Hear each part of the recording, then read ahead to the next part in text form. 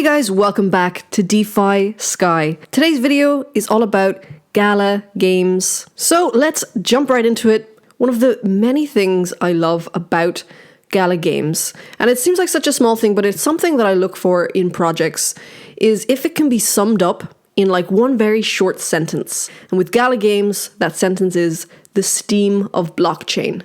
I think that is a really bullish sign, and especially if it's, very accessible to non-crypto people. Any gamer from, someone who just dabbles to someone who is a professional will know what Steem is. So it's a steam of blockchain.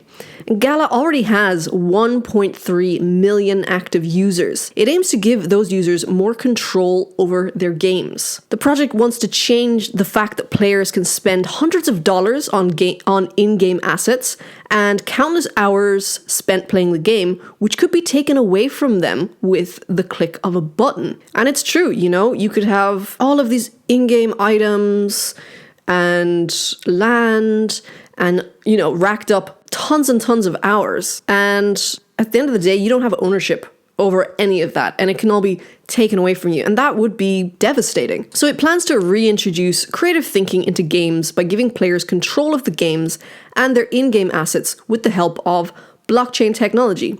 So GALA players are able to own NFTs, non-fungible tokens, which allow them to influence how games are run and vote on new games. The GALA token can be used to purchase these NFTs as well as in-game items. So currently, GALA has a playable game which is called Townstar, which is a virtual town builder that has been compared to SimCity. And they have more games in development, which we'll talk about in a bit. The GALA token runs on Ethereum and the Binance Smart Chain. The network is secured by its own set of nodes called Founders Nodes. GALA Games specifies a maximum of 50,000 Founders Nodes that validate in-game transactions and secure the network. They also have a game called Spider Tanks, which is very cool. If you play something like Decentraland, I've heard people say that it is just a bunch of rich kids having a dollhouse with wearable NFTs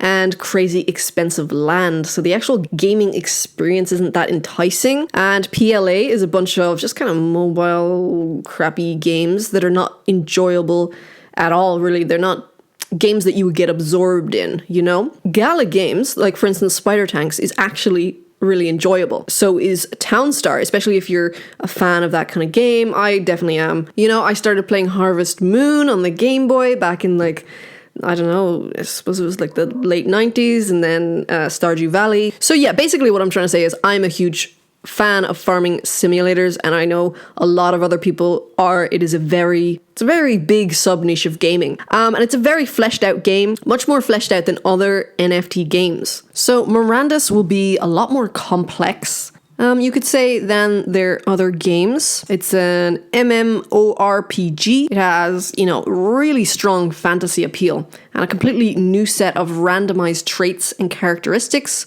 The series will contain all sorts of magical creatures from the realm of Mirandus. Magical elves, rogue halflings, fierce orcs, stalwart dwarves. GALA Games and Sky Mavis are going to be some of the fastest growing game developers over the next few years. Remember when people laughed at League of Legends and their idea to be a free-to-play game based off of microtransactions? No big game developer wanted to do microtransactions before League of Legends. Now, microtransactions are just the standard. Another thing that I absolutely love about GALA Games is the team.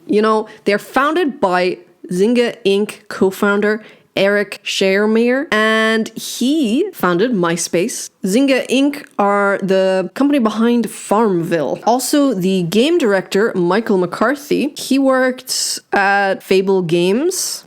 He also worked on Fallout 2, and their most recent hire led mobile games at EA Sports, and that is John Osworth. So definitely an amazing team. So right now, at the time of filming this, the price is 49 cents. Had an all-time high of 71 cents. Had a very long kind of stagnant phase here, just also could be known as a accumulation phase. And then a huge pump, absolutely huge, from 8 cents up to 71 cents. So a bit of a retracement here. Market cap of 3,448 million. If we look at the chart, it seems to have broken out of this downward trend. And it has support down here at around 43, 44. Resistance at 55. I think it might start, accumulating, bouncing around within this channel until it breaks out through the resistance line to reach new all-time highs. Now, of course, when that happens, I don't know. So guys, that is just some of the reasons I am bullish on GALA Games. I'm not a financial advisor. This is just my opinion only and for entertainment, education purposes. I would love to hear you guys' opinion on GALA Games. Let me know down in the comments. Thank you so much for listening, guys, and I will speak to you super soon.